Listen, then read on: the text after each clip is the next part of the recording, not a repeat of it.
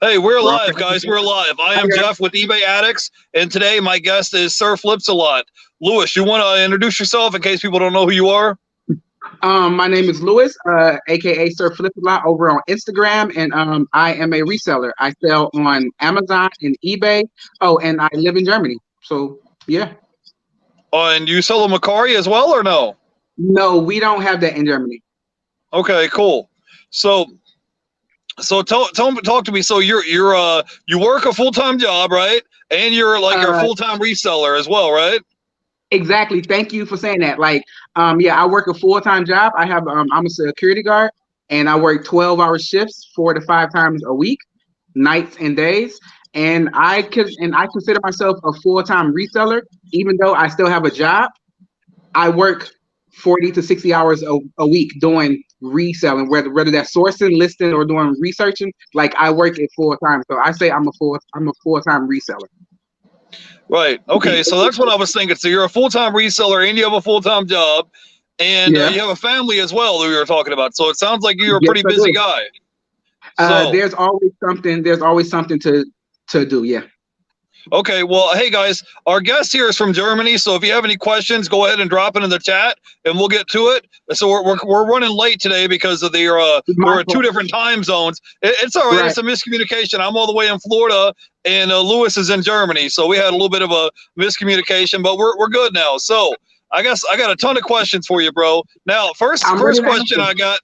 The first question I got is, how exactly did you end up in Germany? So you were not born and raised in Germany. So tell us a No. story about what happened. Okay. I was born and raised in Detroit. I joined the army when I was 19. I went to college for a year to the Art Institute of Pittsburgh, but I wasn't able to afford it. So I joined the army because then you can get free college and all that. And 2 years in the army, they moved me to Germany.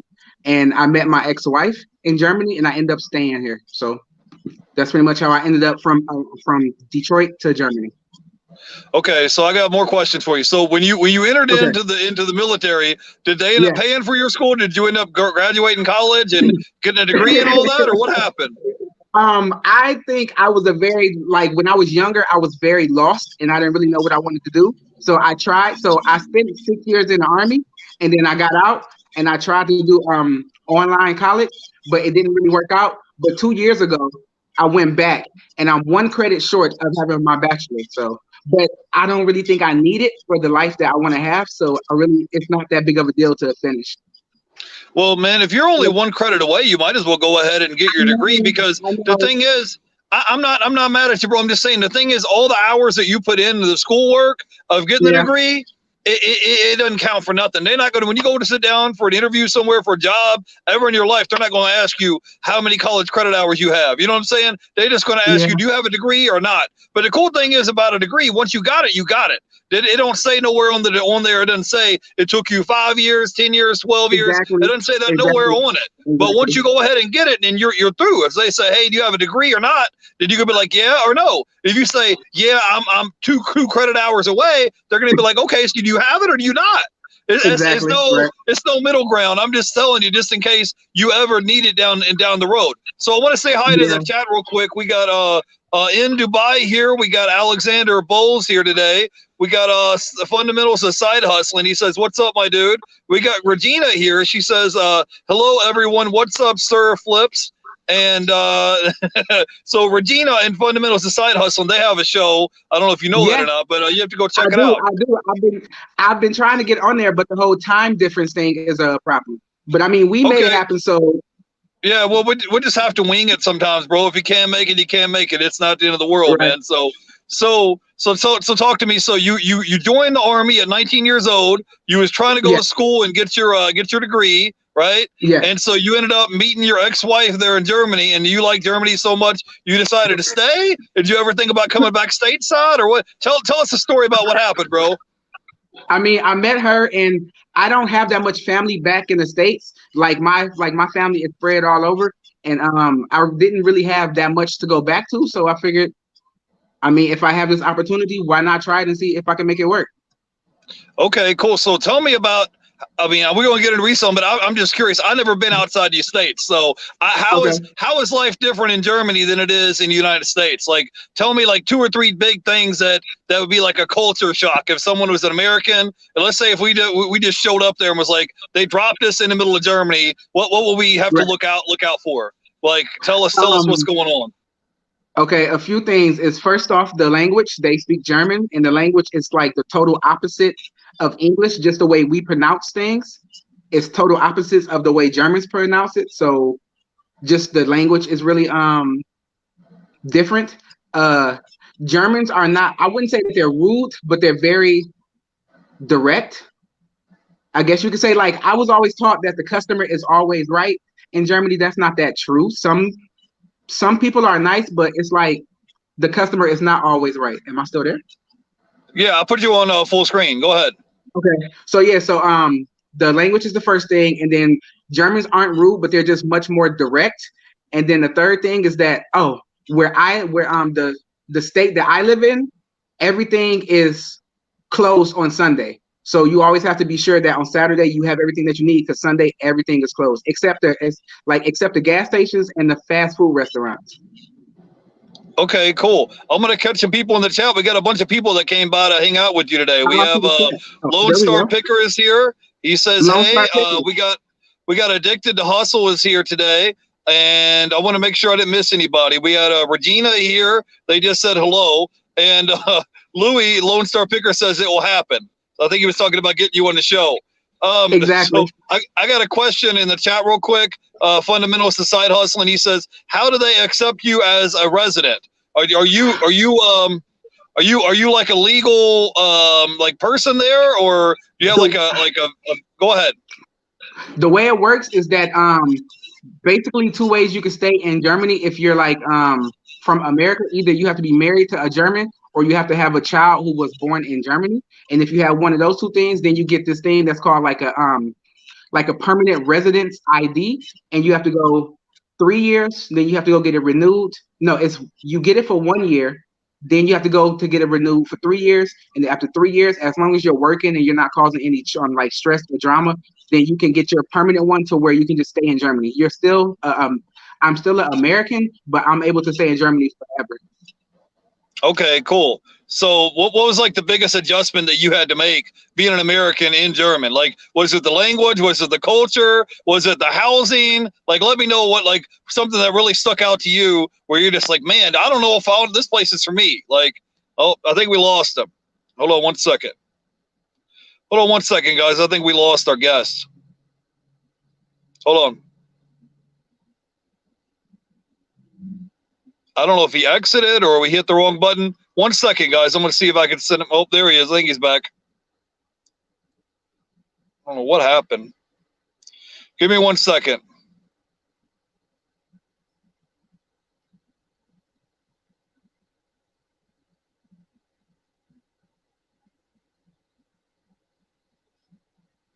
His screen is black. I can't get a hold of him for some reason.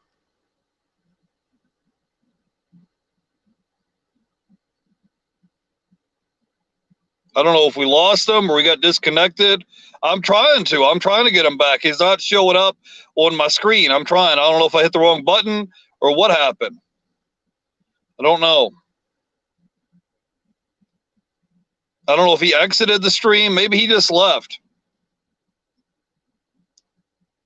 Yeah, I don't know. Maybe I offended him. I wasn't trying to offend the guy about living in Germany. I was just, I mean, I don't know what happened. I was trying to talk to him. I don't know if he left the stream or we got disconnected or what happened.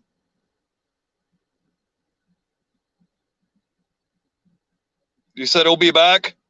Okay. Well, give me 1 second. Let me see if I message him on Instagram real quick and see what happened. I'll be right back.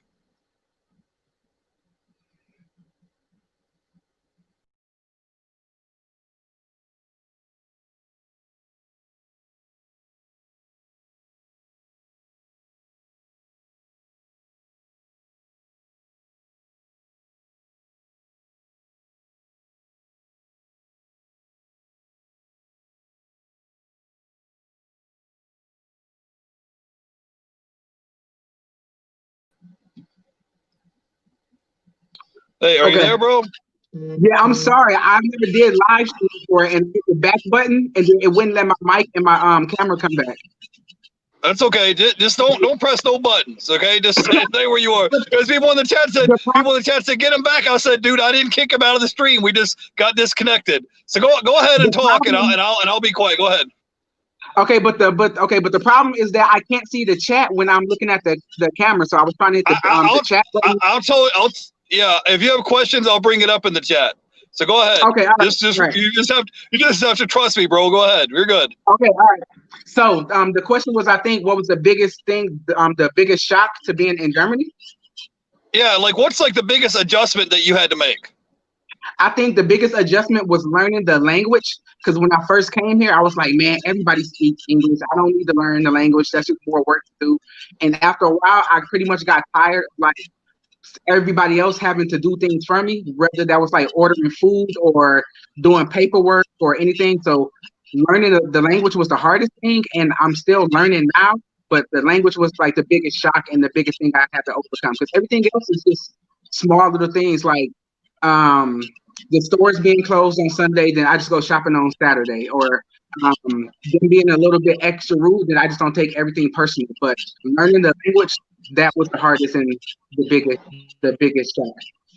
Okay, I'm glad we got you back. I thought maybe I offended you or something, bro. So No, okay, no, we got no. we got a question from Lone Star. He says, question about the food. What is your favorite food over there in Germany? Is it My McDonald's? favorite. Please tell me it's not McDonald's. It is not McDonald's. I don't know. Like I wouldn't say it's different, but the McDonald's over here doesn't agree with me. Maybe that's because I'm getting older and I shouldn't be eating so much of that stuff. But the McDonald's doesn't really agree with me. But German food, when it's cooked correctly, like they do like a lot of meat and vegetables and but potatoes and pasta. It's good. German food would be my favorite, or Asian food. They have a lot of Okay, Asian food here. okay, cool. So I wanted to ask you a question real quick. How are you adjusting? You said you work a full-time job. You work 12-hour shifts, right, Yeah, at your job, yeah, and you're a full-time reseller, and on top yeah. of that, you have a family as well. So how do you balance all that out? How do you balance out working? Because I get messages from people saying, "Well, no, I have kids. You don't understand, Jeff. It's not the same when you have kids trying to be a reseller." So tell us Right. how that's going. Honestly, it's still a work in progress, and I don't think being able to balance business and personal life or separate businesses, because I am a full-time reseller, but I'm also a blogger. That was the first business that I built, and that actually makes my most amount of income. So I do that a lot too. So I have a lot of things to juggle, and I fail at like a lot of them. But my main thing is not to overwhelm myself each day. Like I do like three main things that need to be done, and I always have some free time so I can go like hang out with the kids or hang out with the girlfriend or that or like that type of stuff. But I just try to fit in I just try to fit in everything wherever I have time. And also my job, like I work 12-hour shifts, but my job is really chilled and really laid back. So like honestly, I hope none of my coworkers are watching, but like out of those 12 hours, 8 hours, I can get some real good work in, whether that's working on a blog or listing on eBay or doing online shopping. So I just try to fit it Yeah, in. I was just going to say that sometimes maybe you can take photos of the items that you're going to list on eBay before you go into work, and then you can post them like on your lunch break or something, right? That is one of the things that I do. Like every Sunday, well, it depends on how many products I have for eBay, but I take 30 to 40 pictures. And then throughout the week, whether I'm at work or I'm someplace waiting or I'm in a parking lot waiting on Jessica to go do something, whenever I have a little bit of time, I can start listing right away instead of having to take a picture and then list, take a picture and then list. Okay, so do you take some merchandise like with you to work maybe and try to list it like in your car, or what do you do? How does that work? Um, I've been working there since March. So like this is like it's been about what 6-7 months, and now it's kind of like I'm kind of in there, and I'm not the new guy anymore. So I'm able to do a couple more things. So when I have night shift, it's just me and one other person, and they're pretty much cool most of the time. So if I go sourcing that day, I'll bring my stuff in and like start listening right at work, as long as there's nothing else to do. Okay, that's cool. That's smart. I was just curious. So talk a little bit about how how everything's going for you as far as sourcing, because I saw one of your videos that you went into like this dollar store and you made Yeah, like yeah, $300 in profit in like an hour or yeah, so. Tell me about how yeah, that yeah, works, yeah. bro, because I'm sure Um, the dollar stores in Germany are a little bit different than stateside, right? I wouldn't say that they're different. There are different products, but I mean, every dollar store is the same thing. Like they have books, they have home care stuff, they have the stuff that they get from bigger retail stores that couldn't sell it or have too much of it, and they get it at a discount, and then they sell it at the dollar store. Like they're pretty much the same. You just honestly, the biggest tip I can give, like people write me like, "Oh, you're in Germany and your dollar stores are better." They're not better. I just scan a lot of stuff. Like if you scan, you will find stuff. And people always think like when I do sourcing at a dollar store and people hear that, they always think of me going buying one thing and then making a dollar back, or making one or buying another thing and then making a dollar back. My first thing is when I go sourcing, if I buy something for $1, I want to make at least $3 back. So that's the first thing. And also, if I buy something, I don't want to just buy that one. If I feel that that one is going to sell on Amazon or eBay and they have 10 of them, then I'm going to buy 10 of them. So I'm able to stack up and get 50 or 60 things when I actually only got maybe three or four items. Yeah, I saw your video where you were sourcing, getting a book or something at the store, and they had like three of one copy. So you're just like, I'm going to go ahead and grab all of them while I'm there. Exactly. But can you Exactly. talk a little bit about what it is that you're looking for? Like, okay, let's say I'm walking with you and we're at this dollar store. Are you Okay. looking for items to flip on Amazon? Are you looking at sales rank? Are you looking through at a certain margin that you're trying to hit? Or you just look at like the sell through rate? Like, what is it that we're looking for? You said you want to make at least $3 for a dollar that you Right. spend, but Right. talk a little bit about how that process works. Now that I've been on Amazon, this is my fourth month there, and Amazon makes more than eBay. So Amazon is my main focus whenever I go sourcing, which I'm still young in Amazon, so I'm gated on like a lot of things. Like I can't sell any of the good toys or any of the grocery stuff, like none of that. So my main focus when I go to a dollar store is I want to look at books and I want to look at DVDs because those always sell good for me. Like I can buy a book for $1 or for like €1 in German, and I just sold like three of them. I bought three books last time I went sourcing for euro, and they each sold for 29.99. So I'm looking for books, I'm looking for DVDs, and I'm just looking for things that have a great sales rank and there aren't too many FBA offers. And if it's something that I find when I'm at the dollar store that I can't sell on Amazon, then that's when I look on eBay. And then that's when eBay comes into the come into play to see if I can sell it on eBay or if I can make a profit for it on eBay. But when I find a product like a book, like I always go straight towards the books. And when I find something that looks interesting, I scan it on Amazon and I check the sales rank to make sure that it's under 1 million. Then I check the ratings to make sure that it has at least 3 ratings. And then I make sure that the ratings are at least 3.5 stars or above. Because if they're under 3 stars, then that means that nobody really likes that product. So I don't want to sell it. Then I make sure that I can make a profit. Like I want to make at least $3 on it. But usually like my average is like if I buy something from the dollar store, I sell it for like 15, and then eBay takes Amazon takes 5, and then 5 back. So I make $5 on everything that I buy.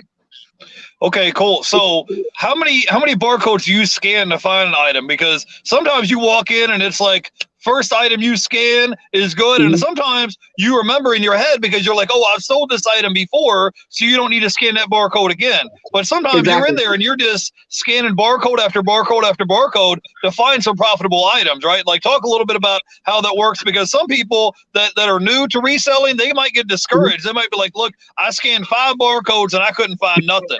Go on, you know what I'm saying? And I'm like, dude, you don't understand. Like it don't work that way, right? I went sourcing. I did like a mini sourcing today at a thrift shop that I always go to get my books because I had to drop off some packages, and I was there for maybe 45 minutes, and I scanned at least 150 books, and I only found like 5. But those 5 got me like a gross profit of like 120. So I spent 45 minutes and made like €120 as long as those books sell.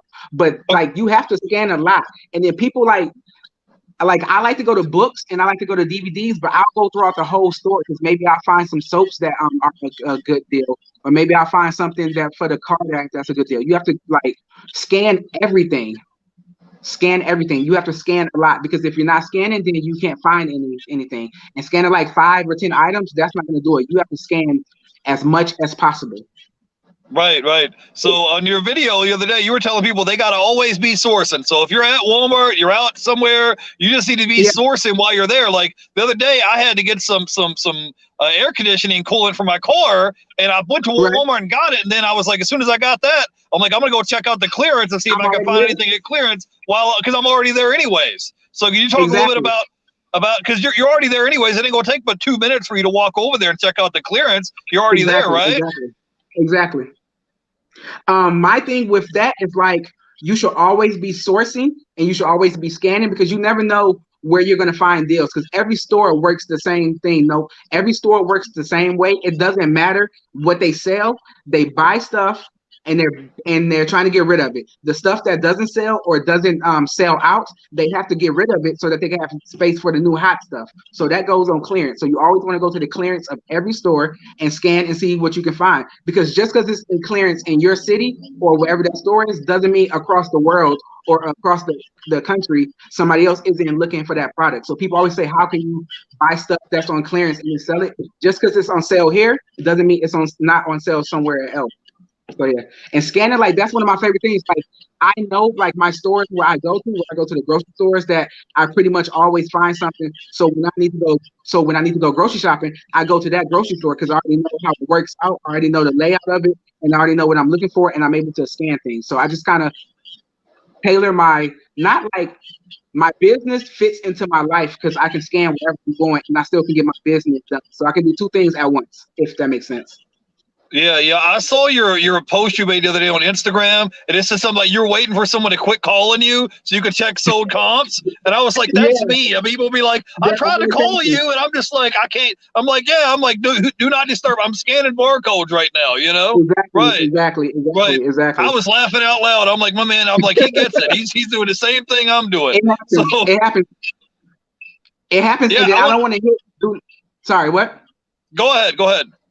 I was saying, yeah, that happens when somebody calls me and then I don't want to hit ignore because then they get sent right to the voicemail and then they know I ignored them. So then I just have to wait till it's done. Right. And then sometimes people will call you back to back and they're not going to go away. They're going to keep calling you. Right. I'm going to catch the people in the chat real quick. We have Lone Star Picker here, Jennifer Hayes. We got BK from the Rockies. He said he's dropping by to show support. I appreciate you, BK. He says like, share, subscribe. We got Lone Star Picker had a question. I wouldn't ignore him. He says, inquiry says, how was Amazon adjustment from the USA to Euro? Is there subtle differences in international reselling that I need to be aware of? Or do you resell on Amazon USA? You want to talk a little bit about that? Okay, I got to digest that question first. Okay. It's on the screen. I sell on the Amazon Germany marketplace. I don't sell anywhere else because most of the books that I sell are in German. So it wouldn't help me to sell German books like in the US market or in the UK market. I mean, everything is already in Euro, so I don't have to like transfer anything from US to Euro. And it works the same way that it works in the US, but in Germany, like they speak German. So yeah, I mean, I sell a lot of English books in the German marketplace also, but most of my books are in German. Okay, now I have a question. Earlier you said you were at this store and you scanned like 120 barcodes. How long did it take you to scan that many barcodes to do it? Because I just use the regular Amazon sellers app because I'm in Germany, and that's the sucky thing about it. Like Scout IQ doesn't work over here. Inventory Lab doesn't work over here, so I'm pretty much like rocking it old school with just the app. And it takes me to scan those books. It took me about 45 minutes to scan all those books. Well, that's not bad, but you made like $120 in like 45 minutes, so that's all right. Now, I got a question for you. I watched your video, and you said over in Germany they really don't have like Walgreens. They don't have a lot of Walmarts. They don't have like Marshalls. Can you talk a little bit about the differences between the stores and stuff that they have in America versus Germany and how you can adapt and adjust to that? Because they do have some stores. I watched in your video. Go ahead. When I first started to like really get serious with reselling, like I started to watch a lot of YouTube videos and I was seeing how people were going to Marshalls and TJ Maxx and to Target and to Ross and buying all these like things that I like. Like I was really into like the whole sneaker thing. So I was seeing how these guys would go into Ross and find all these cool sneakers and then resell them on eBay or Amazon. And I thought I can do that here, but I live in an old part of Germany, so it's like I don't want to say it's country, but it's very rural. So the clothes that they have there and the shoes that they have there reflect the people that live here, and they're not selling like Air Maxes or Nikes or Jordans or anything like that. So at the point, I was like, damn, okay, I'm sorry. I was like, dang, if I can't sell what they're selling, then either I can't do it or I need to adjust what I'm looking for to sell to the people that are here. So I just adjusted, and instead of working on looking for Nikes or that kind of stuff, I just started to go to books because everybody reads. I went to DVDs because everybody watches DVDs. I went to home goods because everybody pretty much has a home and needs stuff for that. So I just had to pretty much change the type of stuff that I was sourcing for until I was able to find a way to get those cool things that I wanted also. Okay, now when you're selling DVDs, what kind of profit margins are you looking for? Do you like try to pay $1 for it and sell it for 10 or 15, or what are you looking at? It depends on if I'm buying the DVDs new or used. If I'm buying them new, they go straight to Amazon. And if like I don't want to pay no more than like €1 for a DVD, unless it's like some type of special edition or like some type of uncut version.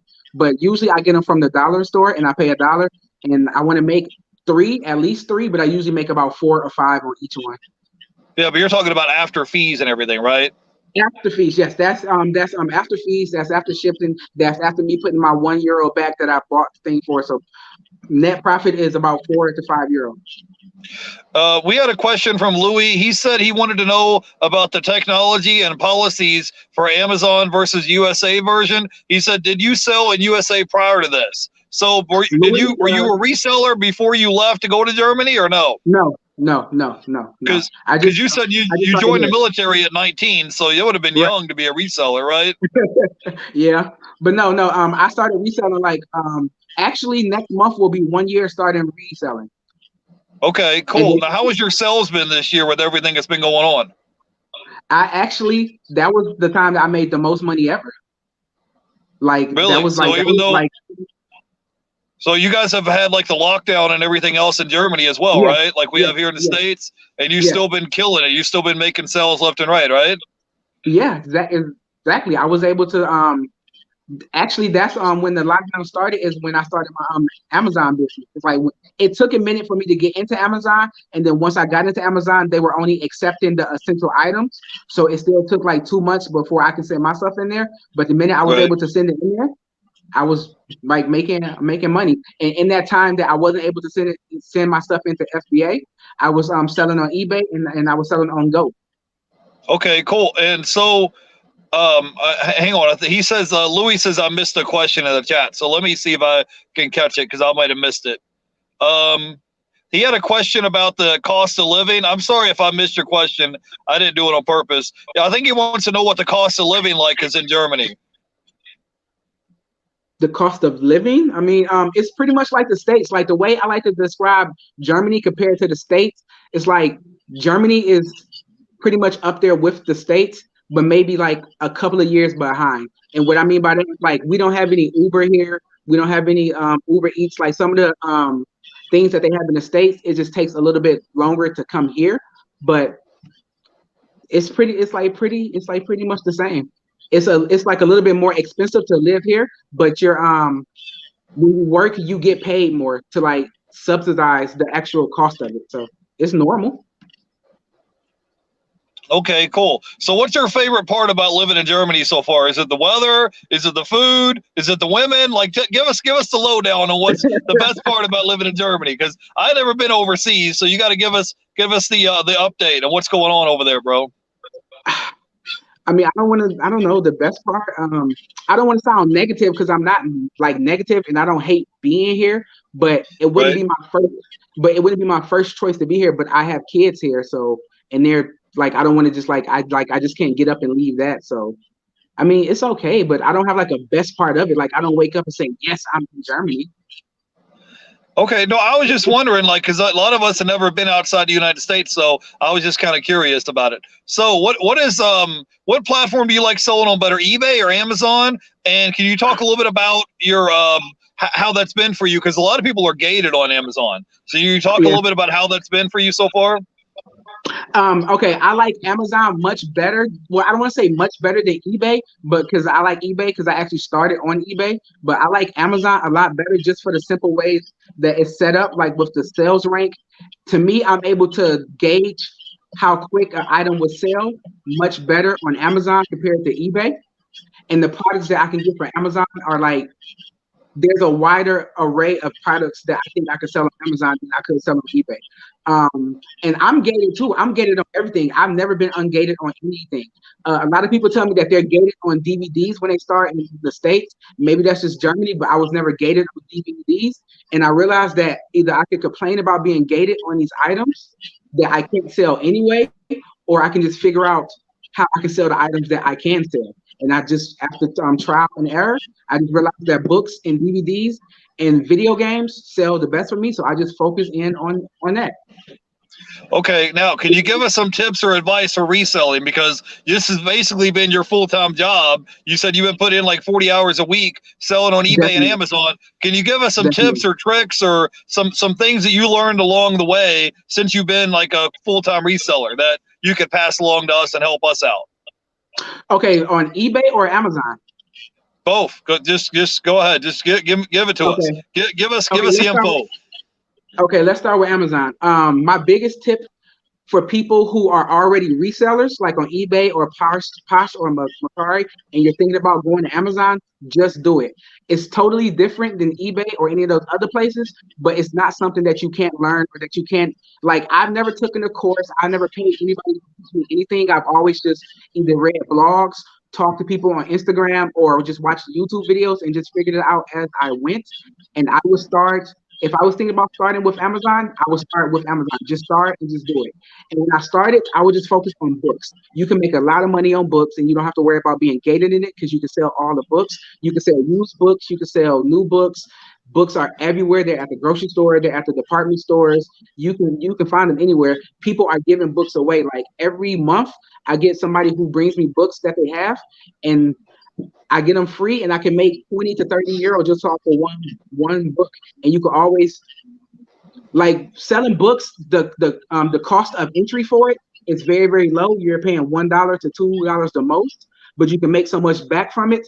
And you can learn the process of how Amazon is when you send in your shipments, how you print out your labels, how you track your costs. Like, you can get all that set up while you're learning. So just do it and then learn as you go for Amazon. And learn about sales ranks, learn about reviews, like just do a lot of research on it as you're doing it. And the more you start to sell, the more you'll get happy, the more you'll get energized with it, and the more you'll want to learn. So just with Amazon, just start with books. That's what I would do if I was to start over on Amazon. And eBay is just about buying and listing. Like if you have it, list it because you can't sell it if it's not listed. And just learn what works in your area or what works for you or what products you can find and just focus in on those products. Right. So don't sit here and worry about what you ain't got or what you can't do. Just worry about what you got. And if you got it, if it's not bolted to the ground, list it, right? Just Exactly. listing items, right? Scan and list. Amazon is about scanning. eBay is about listing.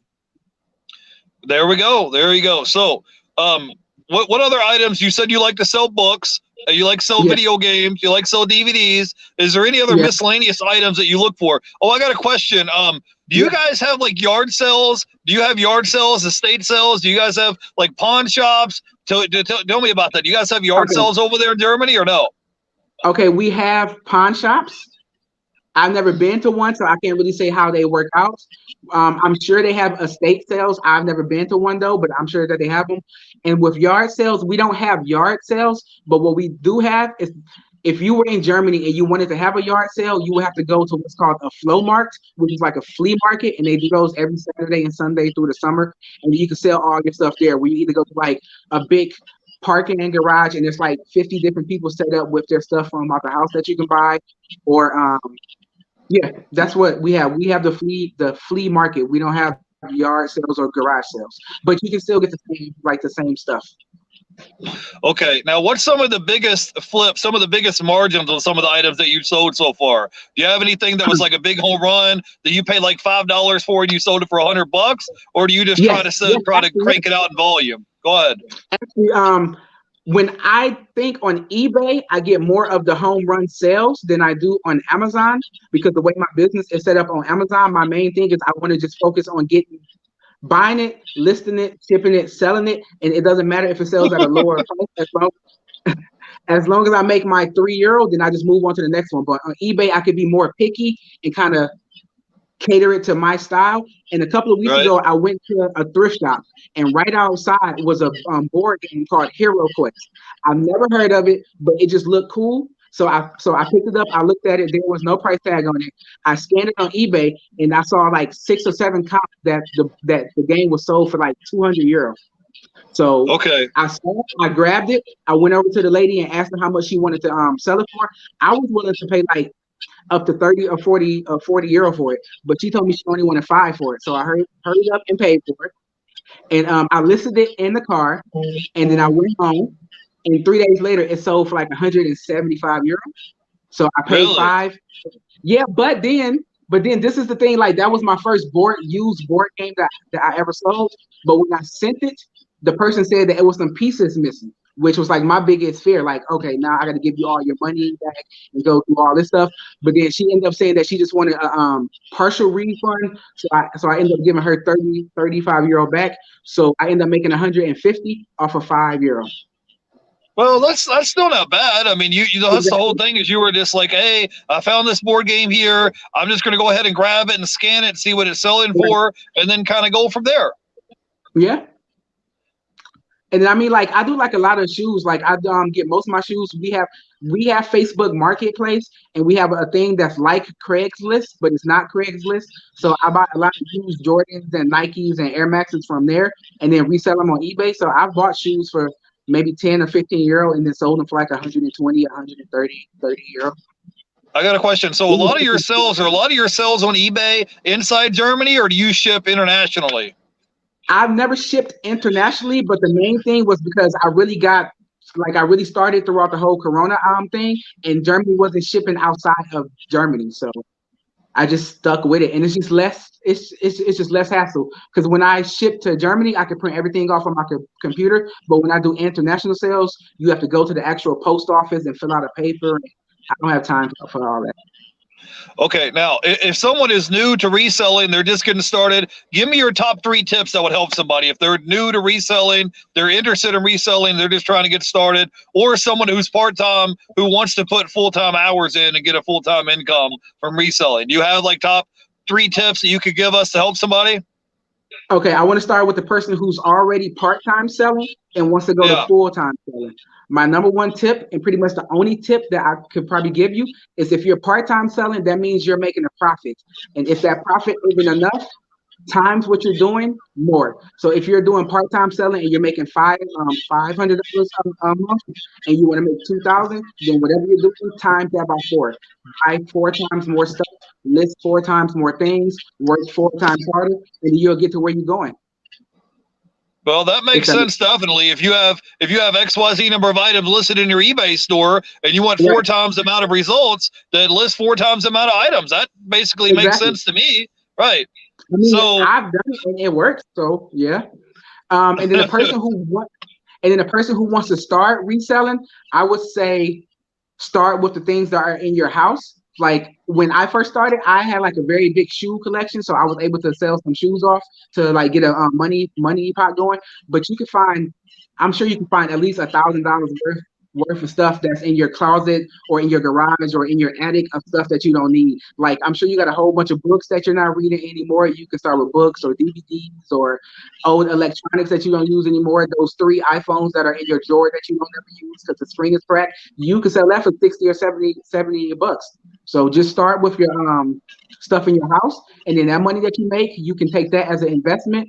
And I would say go to the dollars, go to the dollar store or go to a Walmart and only source small, only source. How do I want to say this? Don't spend more than $5 on like one item. Like your item that you get should be like low. price, and then you can sell it for like maybe 2 or 3 times the actual price that you bought it for. Okay, good. That's good. All right. All right. So we talked about eBay. We talked about Amazon. You said you have something similar to Facebook Marketplace and Craigslist over there. Yes, Do you have any yes. other reseller competitors when you're out there? Do you run into any other resellers, or how does that? I'm just curious. I don't know if it's my face or like I don't know if I look mean, but since I've been sourcing, no person has ever came up to me and asked me what I'm doing. I've never met a reseller in a store. Like nobody ever talks to me. I just go in there, I put my headphones in, and I'm scanning. But I have met a couple of people on Instagram that are in the other parts of Germany that do reselling. But I don't think I But you have any said you. competition in my area. Yeah. So you got like none. You got it's like open season where you're at, huh? I mean, I can't tell the difference. Okay, I was just wondering if you've been out at a retail store or whatever and ran into somebody that was a reseller, or it was just you. You haven't seen anybody in your area? I would love for that to happen because I have so many questions, or I had so many questions with being in Right. Germany, and then I always felt like I was the first person to ever ask this question. So I had to do all the research. I would love if I could find somebody who's been doing it for 3, 4, or 5 years that I can ask them questions, but I haven't found that type of person yet. Okay, now I got a question for you. Do you have like a certain have you made any contacts with somebody where you can maybe get like a whole pallet or a customer returns or a big bulk buy, or instead of buying one-off items, have you knocked on doors and made any phone calls to see if you can do that or no? I have not done that yet. That is my next step. Is actually right now I only do retail arbitrage and I have a certain amount of money that I want to get that up to monthly and then I'll move on to the next thing because my plan is once I get it up to a certain amount of money, I can teach somebody else to do exactly what I'm doing so they can handle that. And then I can move to the next part of my business plan, which I'll be trying to figure out like I want to do gaylords of books Yeah. because then that'd be much easier if I just get a gaylord of books and then just scan through there instead of driving all the way to the thrift shop. I want to do pallets and I want to do wholesaling also, but it's just step by step now. Yeah, it definitely takes time. So what's some of your goals that you're looking at maybe next year or 5 years from now that you want to do with your business? Are you thinking about going full time and maybe quitting your job in the Am I future? thinking And, about it? That is the and only thing I think about. okay. And well, I mean, how much money are you reinvesting back into your business? All of it? I'm gonna be honest, like all of it is being reinvested into it. But if I have a bill that needs to be paid here, or we're out and I want to pay to eat, and I don't want to like those like small things get paid for, but I don't take a salary yet. Okay, cool. So you're reinvesting a majority of your money back in your business to get more Yeah, merchandise, right? exactly. That's my whole thing. I'm trying to get up to 1,000 items listed on Amazon, and the only way I can do that is just by reinvesting money and reinvesting money. Right, right. Yeah, I saw you on your Instagram on your live stream the other day. I stopped by and you were just listing book after book after book. So Yeah. I mean, that's honestly what I do. Like, if I'm not at work or if I'm not upstairs, because now I'm in the basement, which is my office. If I'm not doing one of those things, I'm just listing. Because, like I said, you can't sell it if it's not listed. So I just list. I list a lot. all right, awesome. Now, give it because we've been running almost 45 minutes. So, give me your final thoughts. Absolutely. If somebody is interested, first of all, where can they find you at on Instagram and follow you on YouTube? I'm going to link your channel down below. That would be cool. Thank you. You can follow me at Sir Flipz Alot with a Z on Instagram, and like he just said, I have a YouTube channel YouTube is how do I have a question for you. How do you balance YouTube with everything that you do? Because I'm finding that very hard to like sit down and record 3 or 4 videos at one time and then edit them Well, throughout the week. Well, if you notice, what we're doing right now is I cheat a little bit. I don't sit down and edit all my videos. We're doing a live stream right now, so I just try to be consistent, collaborate with other YouTubers, and just and then I don't have to sit here and take 10 hours out of my day to edit because I'd much rather spend my time outsourcing, shipping out items. I mean, I just have a DVD right here I picked up. I paid 50 cents for it, and it's sold on eBay for $50. So to me, my time is much more spent on actually listing items than it is me filming, editing, and all that stuff. So that's what I do. If you watch my channel, you'll see probably 3, 4, 5 times a week. I'm just chilling, laid back, answering questions in the chat. Like if you look right here, Richie Hustles, I've had him on the show. He's a big Amazon seller.